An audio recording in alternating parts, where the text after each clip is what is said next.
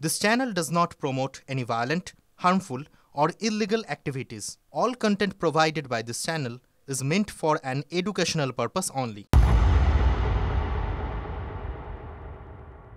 আরও একবার স্বাগত। লিমা রয়েছে আপনাদের সঙ্গে টিভি9 বাংলায়। বাংলার পাশের রাজ্য বিহারে ৩ জৈশ জঙ্গির খোঁজ।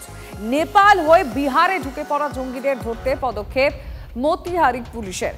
এখনো পর্যন্ত ৩ জনের মধ্যে এখন তাদের কি পরিচয়, তারা কোথায় থাকতে পারে, এই বিষয়ে কি তথ্য সামনে এসছে সুমনের কাছ থেকে জানার চেষ্টা করি। সুমন, আমি সুশোভনের সঙ্গে কথা বলতে চাইবো। সুশোভন, এখন অবধি কি খবর সামনে আসে? এখনো পর্যন্ত মূলত পুলিশের কাছে যা ইনপুট রয়েছে এবং অন্যদিকে নাকা তল্লাশি সেগুলো কিন্তু জোর কদমে করা হচ্ছে। একেবারে হাই অ্যালার্ট জারি করা হয়েছে। প্রত্যেকটা চেকিং পয়েন্টে কিন্তু বর্ডার এলাকা বিশেষ করে জোর দেওয়া হচ্ছে। এবং তার পাশাপাশি তুমি জানো যে ৩ জনের যে সম্পর্কে তথ্য দিতে পারলে ৫০,০০০ টাকা পর্যন্ত পুরস্কার ঘোষণা করেছে বিহার পুলিশ।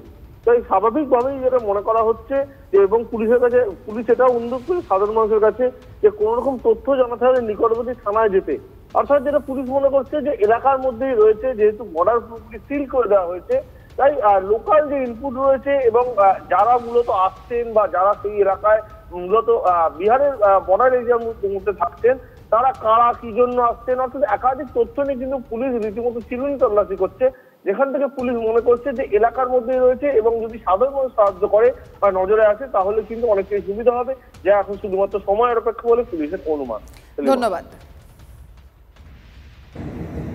सूचना एजेंसियों की तरह एक इनपुट जारी किया गया था और इस इनपुट पे काम करते हुए हम लोग लगातार जो है वो हाई अलर्ट पे हैं और बॉर्डर एरिया में जो है लगातार वाहन चेकिंग चल रहा है। पूरे जिला के पुलिस को भी, थानों को भी अलर्ट किया गया है और तीनों संदिग्ध लोगों पर 50,000 की इनाम की घोषणा भी की गई है और आम जनता से अपील किया गया है कि अगर ये 3 संदिग्ध व्यक्ति कहीं भी दिखाई देते हैं तो आप नजदीकी थाना को सूचना दें।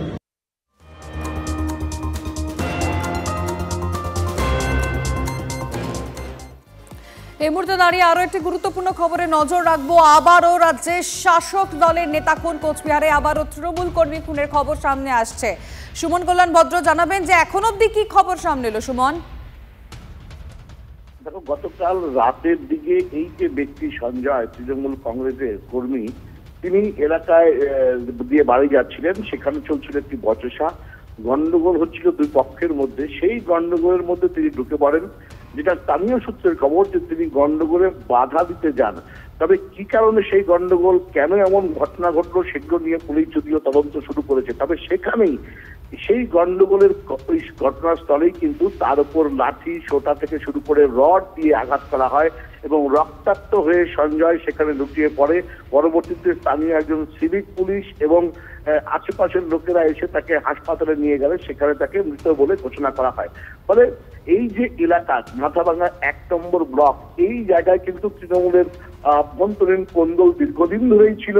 তবে এই ঘটনার সঙ্গে তৃণমূলের কোন্দল জড়িয়ে আছে কিনা বা অন্য কোনো বিষয় আছে কিনা, ব্যবসায়িক কোনো দ্বন্দ্ব আছে কিনা বা কি কারণে এই ঘটনা ঘটলো, এটা কিন্তু যদিও প্রশ্নের মুখে দাঁড়িয়ে রয়েছে। তবে স্থানীয় মানুষরা বলছেন যে দুপক্ষের মধ্যে গন্ডগোল চলছিল, সেখানে বাধা দিতে যায় সঞ্জয়, আর সে কারণেই কিন্তু তার উপর সকলে আঘাত করে এবং সেই কারণেই তার মৃত্যু হয়েছে। ফলে এই যে ঘটনা, এটা কিন্তু নির্বাচনের আগে যথেষ্ট প্রভাব পড়বে বলে মনে করছে স্থানীয় মানুষ এবং অশান্ত হতে শুরু করেছে যে গোটা এলাকা, সেটা কিন্তু এই ঘটনার চোখে আঙুল দিয়ে দেখিয়ে দিচ্ছে।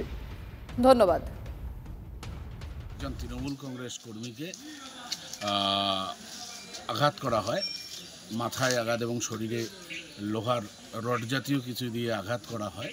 তার ফলে সেখানেই সে লুটিয়ে পড়ে। সেখানে একটা 2 জনের মধ্যে, যারা আমরা এতক্ষণ পর্যন্ত যতটুকু জানতে পারলাম, তারা হচ্ছে যারা আততায়ী আর কি, তারা নিজেদের মধ্যে বিবাদ করছিল, পাশে দিয়ে যাচ্ছিল, তখন সে বাধা দেয় ঝগড়াঝাটি করার। এই তার ঝগড়াঝাটির প্রতিবাদ করতে গিয়েই তাকে মৃত্যুবরণ করতে হলো। এই দুষ্কৃতীদের দৃষ্টান্তমূলক সাজা দেওয়া উচিত এবং এ পর্যন্ত যতটুকু খবর আছে তারা নাকি ধরা পড়েছে। তারা কোন পার্টির সঙ্গে যুক্ত? কোনো পার্টির সাথে তারা আমার যুক্ত বলে মনে হয় না, তারা দুষ্কৃতী।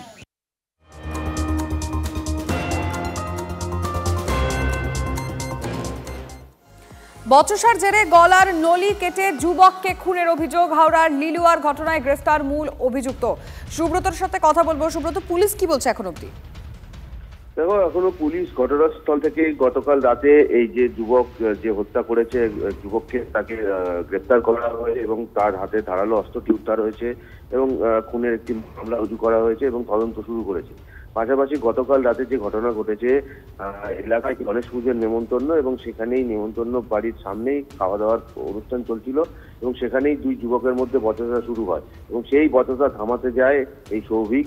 সেই সৌভিককেই তখন ধারালো অস্ত্র দিয়ে গলায় আঘাত করা হয় এবং তখনই ঘটনাস্থলে সে লুটিয়ে পড়ে এবং তাকে স্থানীয় টিএল জয়সওয়াল হাসপাতালে নিয়ে গেলে চিকিৎসকরা মৃত বলে ঘোষণা করে এবং এই ঘটনার পরেই কিন্তু এলাকায় শোকের ছায়া নেমেছে। পুলিশ কিন্তু এলাকায় ব্যারিকেড করে রেখেছে এবং ঘটনাস্থলে শোকের ছায়া নেমেছে এবং পুলিশ তদন্ত শুরু করেছে। ধন্যবাদ। মহেশতলের রেল লাইনের পাশে রক্তাক্ত অবস্থায় উদ্ধার হচ্ছে মহিলা। স্থানীয়রা দেখতে পেয়ে খবর দেন পুলিশে। পুলিশ আসে, জিআরপি আসে, মহিলাকে উদ্ধার করে হাসপাতালে নিয়ে যায়। সেখানে চিকিৎসকরা তাকে মৃত বলে ঘোষণা করেন। যাদবপুর এলাকাতেই বাড়ি মহিলার, কিন্তু কিভাবে মৃত্যু খতিয়ে দেখছে মহেশতলা থানার পুলিশ। ওই রক্ত ফক্ত সব পড়ে আছে দেখলাম, আর মহিলাটা মানে শাড়ি পরে আছে। মহিলাটাকে অচেনা, আমরা চিনতে পারিনি ঠিকভাবে।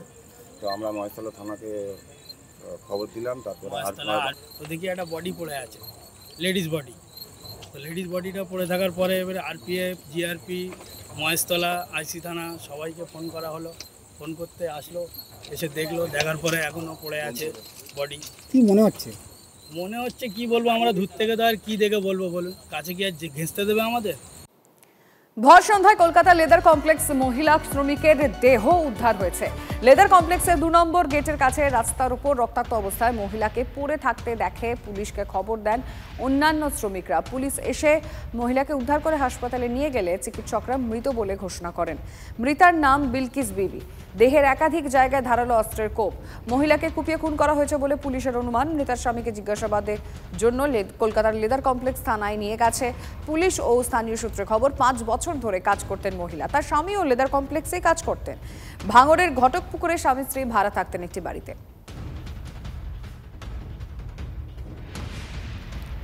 ভর সন্ধ্যায় কলকাতা লেদার কমপ্লেক্সে মহিলা শ্রমিকের দেহ উদ্ধার। লেদার কমপ্লেক্সের 2 নম্বর গেটের কাছে রাস্তার উপর রক্তাক্ত অবস্থায় মহিলাকে পড়ে থাকতে দেখে এবং তারপরেই সেখানকার পুলিশকে খবর দেন অন্যান্য শ্রমিকরা। পুলিশ আসে, মহিলাকে উদ্ধার করে। তারপর এখনো পর্যন্ত কি খবর সামনে এসে আমি সত্যজিতের সঙ্গে কথা বলবো। সত্যজিৎ, তার স্বামীকে জিজ্ঞাসাবাদ করে কিছু তথ্য কি সামনে এলো? দেখুন, স্বামীকে জিজ্ঞাসাবাদ করেছে, পাশাপাশি লেদার কমপ্লেক্সের এই যে 6 নম্বর প্লটে সেখানে বেশ কয়েকটি সিসিটিভি তারা দেখে ইতিমধ্যেই তদন্ত শুরু করেছে। কিন্তু লেদার কমপ্লেক্সের ভিতরের যে অন্ধকার পরিবেশ, সেই অন্ধকার পরিবেশের জন্য কিন্তু এখনো পর্যন্ত কাউকে সেরকম ভাবে আটক করতে পারেনি। ফলত কি কারণের জন্য এই খুন? ভর সন্ধ্যাবেলায় ট্যানারি থেকে বেরিয়ে একটি মহিলা যখন বাস স্ট্যান্ডে যাচ্ছিলেন, সেই সময় রাস্তায় কে বা কারা এসে তাকে এইভাবে কুপিয়ে খুন করলো, সেই নিয়ে কিন্তু এই ট্যানারির যারা অন্যান্য শ্রমিকরা রয়েছেন তারা কিন্তু রীতিমতন আতঙ্কে রয়েছেন। স্বামীকে জিজ্ঞাসাবাদ করার পরে স্বামী যেটা বলছিলেন যে তিনি পাশের ট্যানারিতে ছিলেন এবং কোনো একজন মহিলাকে আক্রান্ত অবস্থায় পড়ে আছেন, এই খবর পাওয়ার পরে অন্যান্য শ্রমিকদের সঙ্গেই কিন্তু স্বামী এসেছিলেন এবং সে এসে আর্তনাদ করাতেই পাশের লোকজন বাড়ে এবং তারপরেই পুলিশ সেই রক্তাক্ত অবস্থায় দেহটিকে নিয়ে এসএসকেএমে নিয়ে আসলে মৃত বলে ঘোষণা করে। ফলত বলা যেতে পারে একদিকে যেমন নিরাপত্তা নিয়ে প্রশ্ন উঠছে, তেমনি এই ট্যানারি অ্যাসোসিয়েশনের যে অন্ধকারচ্ছন্ন পরিবেশ তার সামনে, সেটা নিয়েও কিন্তু প্রশ্ন তুলছেন এলাকার যারা কর্মীরা আছেন তারা। ধন্যবাদ।